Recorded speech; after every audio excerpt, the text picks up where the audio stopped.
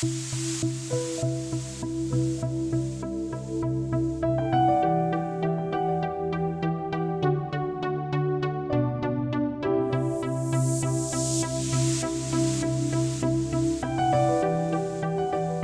everyone, Noel Evans here, and today I'm sitting beside the 4K Varicam S35 that's been generously loaned to me by Rob Myers of Panasonic Australia. And knowing that I was going to get the camera, I decided to put a few things together and shoot a few pieces just to put it through its paces. I'd also like to thank Mac Melbourne. We've got some CP2s on it at the moment, but they were generous enough to lend us some Cook S4s. And also Videocraft just for supplying us with some battery and extra gear. A couple of things that I really liked about the camera that I want to point out, and I'm not going to go into everything here. If you want to see more detailed info, check out Andy Shipside's video on the AbleCine website. But the dual recording function, you can master 4K here and do your sub recording over here. One of the things that's great about this is that you can apply, you can record Vlog, Rec 709, or apply a LUT or a CDL here, or you can do the same here as well. What that basically means is you can apply your LUT here, send that off, so you can match your masters later on. So that's that. The EVF is a high quality OLED EVF with a optical zoom built in. But it does pin cushion a little bit, so just watch out for that. It also has a little sensor built in here, so when you move away from it, it shuts down. Probably a good function on a camera like this that does require a lot of power. Has an optical low pass filter built in.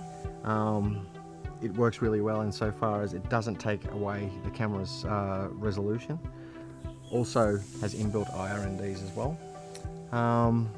The other thing that I wanted to mention here is the dual ISO recording.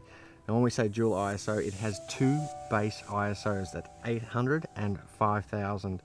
And they aren't 800 and then gaining up to 5000. It's a base ISO, so it's a very, very clean image.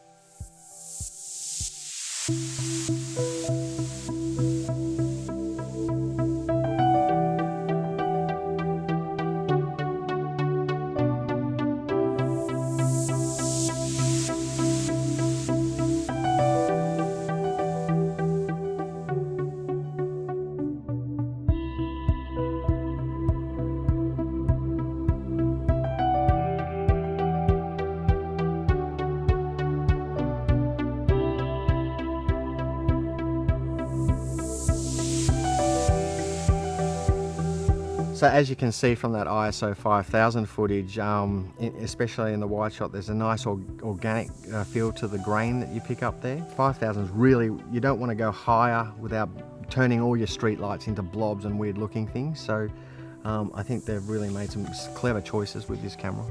One of the things that I've been reading online about the 4K Varicam is, does it have a place in a market that has so many established 4K cameras already?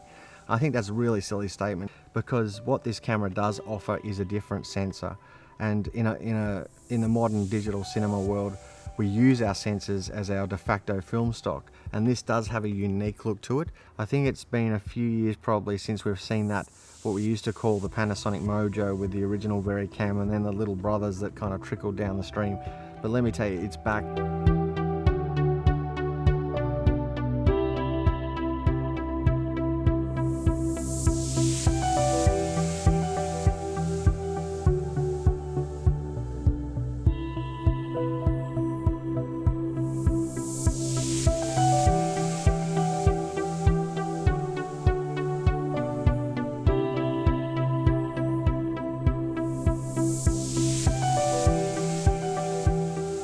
So I'm just going to cut over to Con Philippides for a moment. Now, Con's a cinematographer, camera operator with over 17 years freelance experience, just to talk about what his thoughts were on the usability of this camera. So let's switch.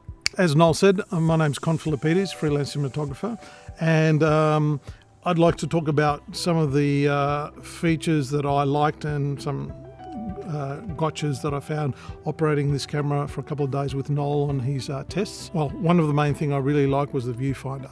It's really, really sharp, really helps you judge focus, and the colours are brilliant on it. I really enjoyed the fact that in handheld mode it's well balanced. I had some Vocus handles here on the 15mm rods, and putting that on my shoulder, it was very well balanced. And that's something we lack with a lot of cameras, including the F5, F55. Without the Vocus sled on it, even with that, it doesn't sit properly, and depending on what sort of lens you've got on as well, it just doesn't sit balanced on your shoulder sometimes. Another thing I liked when we were shooting is that this control panel can come out and go over here for the assistant, so it gets them out of my way, not having to bother me to have a look at the screen or the viewfinder. They can do it all here. Love the fact that there's plenty of outputs on the camera.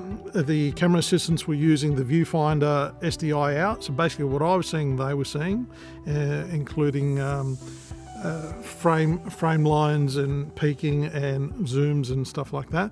Also on this side we've got lots of outputs. Quad HD out, 2 monitor outs, timecode and Genlock as well. So we're not lacking in the output department. A couple of gotchas I found that could be just me or the way I was using it was the viewfinder.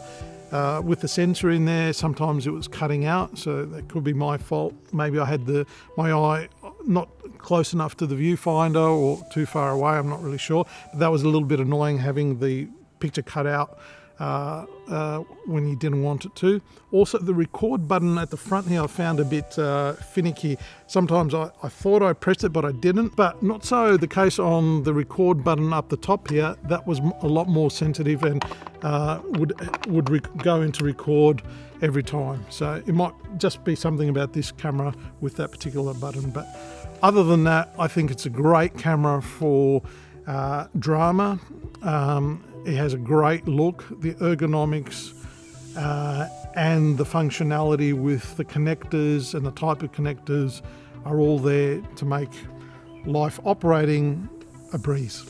So a couple last little things that I wanted to mention on this camera is first, dynamic range. Well, you're going to have to wait till someone has time to do some conclusive tests to see what it actually does there. I'm not even going to guess, but what I can say is the highlight roll-off was fantastic. It was a really smooth, nice roll-off, and it looked after us every time. Also, back to the workflow, the way you can record onto this camera, it really suits a lot of different budget brackets, so it's fantastic in that area. I'm a little bit sad to see this one go back to Panasonic tomorrow, but I certainly look forward to the next chance I get to shoot on one.